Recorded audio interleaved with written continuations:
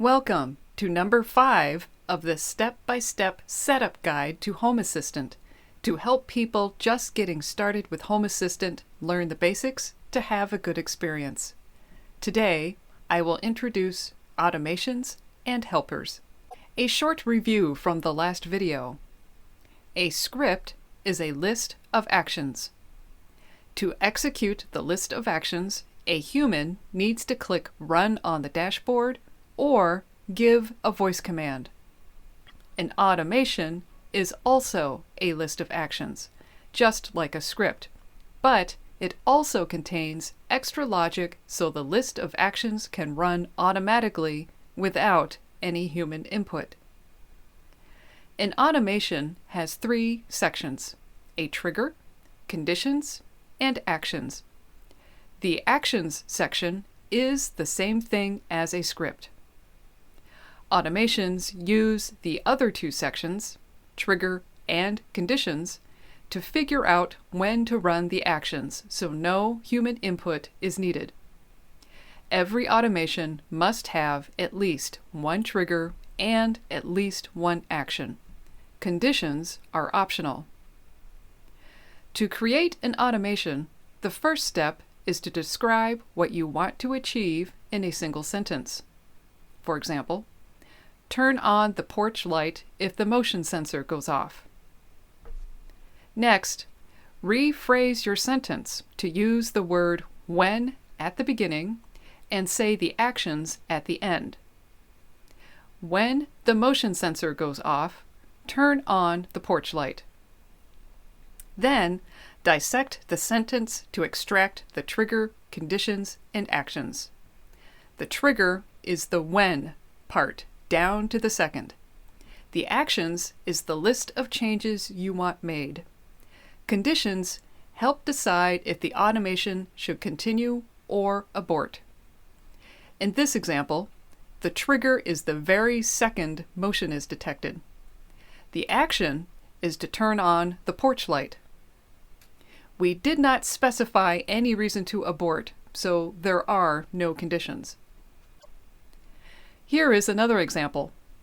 Here is a description of what I want to achieve. If there are any lights on downstairs, turn them off at 10 p.m. Next, rephrase the sentence to use the word when at the beginning and say the actions at the end. When it is 10 p.m., if there are any lights on downstairs, turn them off. Next, dissect the sentence to extract the trigger, conditions, and actions, and try to be very specific. Trigger, when it is 10 p.m. Conditions, if any lights are on downstairs. Actions, turn off the lights. The conditions section specifies if the automation should abort once it has been triggered. Is that really what we want to do here? No. So this is a clue there is a problem with our conditions. Bonus question. What happens if you turn off a light that is already off? For most lights, nothing. It will stay off. So our condition is unnecessary and we can get rid of it. And the actions become turn off all downstairs lights. Going to the trouble of rephrasing sentences like this might seem to be overkill, but I hope to strongly encourage taking this step because so many difficulties arise when a natural sentence seems fine and logical to us humans, but an automation just cannot follow it. Using the word when is helpful because we are identifying the very second we want to trigger. And just like with the common phrase, it's not a matter of if, but when, the word if can imply a situation that may never happen. The word when also forces us to be specific, down to the second, that something has happened and we want our actions to be executed. Also, saying the actions at the end will help illustrate if any actions are conflicting, such as, turn on the lights if I'm home, otherwise turn them off. Rephrasing this turns into, when I get home, turn on the lights. And then we immediately spot a conflict in our actions. It is not possible when rephrasing the order like this to include turn off the lights in the same sentence. Then we know we have decisions to make and where we need to make them. In this case, we could use two separate sentences and therefore two automations. Or, another way is to try to stay with a single automation by adding more logic and more complexity. One of the benefits of this exercise is to point out you do have options, and the simplest may be the easiest. One more example. Turn on the fan if it gets above 70 degrees outside. Next, rephrase that sentence starting with the word when and the list of actions at the end. Next, break it out and be specific. The trigger, when above 70 degrees outside. And being specific, we know we will get this from the National Weather Service integration, temperature. Once we are able to break out the trigger, conditions, and actions from our sentences, then we can write the automation. In the UI, go to Configuration, Automations, and Scenes. On the Automations tab, click the blue button Add Automation in the lower right. Click Start with an empty automation. Now enter a name. This is a friendly name and can use capital letters and spaces.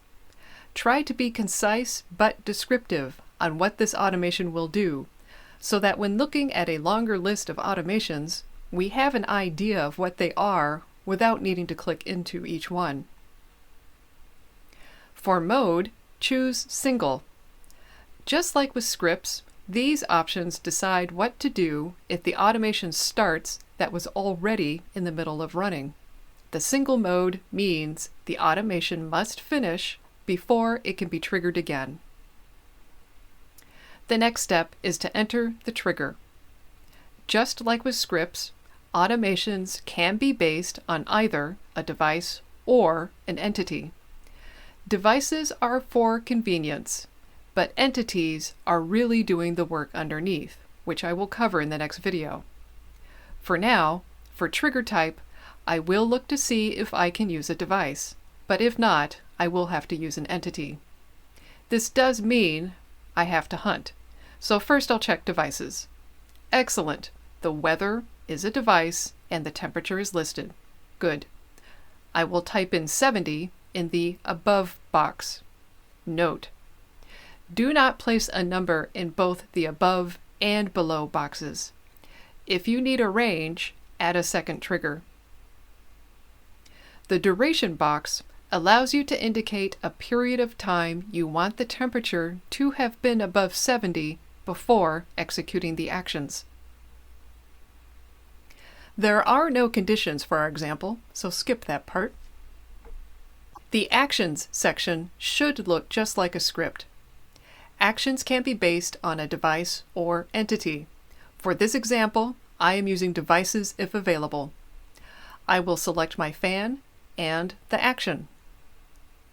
Then click Save. All sections need to be completed before the automation can save. If a section was started but not finished, you are forced to either finish it or delete it before you can save your automation. Also note, when working with devices in the drop-down lists, that not everything in the list is a valid option. If you choose an invalid option, the rest of the section will stay grayed out, and there is no indication that there is a problem, except that the automation will not save. Once your automation is saved, the automation integration will generate an entity ID for your new automation, which means we can place it on the dashboard. But before we do, note this new toggle, Enable Disable Automation. If for any reason you do not want your automation to fire, you can disable it here. Click the back arrow to return to the Automations tab to see our list. This toggle here is the very same enable-disable we just saw. I consider these to be manual overrides. Sometimes not all automations are perfect the first time, and I want my family to have an easy way to disable them, so I put these on the dashboard. Go to Lovelace, choose where you want your manual overrides to be displayed, and select a card. For mine, I prefer the Entities card. This has been a very light introduction to automations. In the next video, we can dive more in depth with scripts and automations. While still in the beginner phase, you may not have that many entities or devices to work with, or perhaps you do not want to risk disturbing other people in your home while experimenting. This is a great reason to build some testing tools. This is also a great time to introduce helpers. Helpers are like tools or utilities for our dashboards, scripts, and automations. Helpers have many uses, and testing is just one of the many possible uses they have. Go to Configuration, Automations and Scenes, and click the Helpers tab at the top. In the lower right, click the blue button Add Helper. This brings up a list of available helpers. With helpers, there is an important fact to be aware of. The names listed here are not the same names experienced Home Assistant users call these. Most of these helpers have two names. This puts you in the difficult position of being required to learn two sets of vocabulary. This is unfortunate, but it is what it is, and at least there are only a few of them. The first helper we will use is the toggle. A toggle is also called an input boolean. Give it a name, something like test1. Next, create 3 more, like test2 and test3, and so on.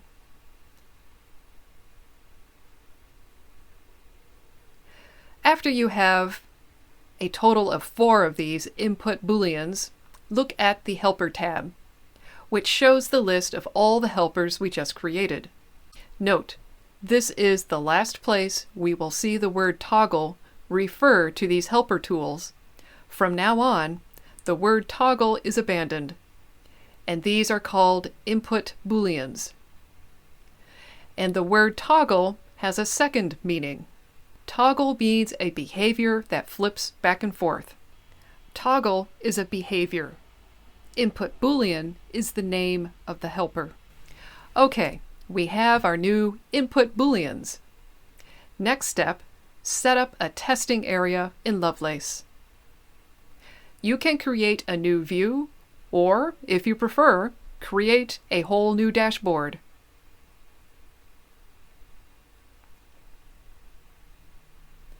Then create an entities card with your new input booleans.